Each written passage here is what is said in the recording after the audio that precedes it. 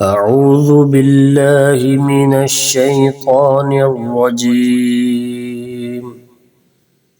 بسم الله الرحمن الرحيم. يا أيها الذين آمنوا إذا نودي للصلاة من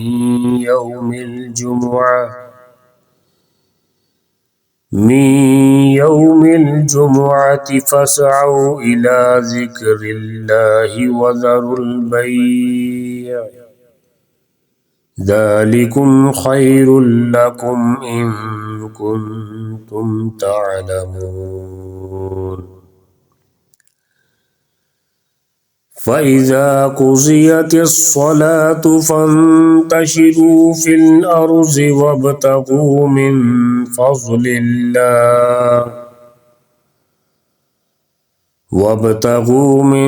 فضل الله واذكروا الله كثيرا لعلكم تفلحون.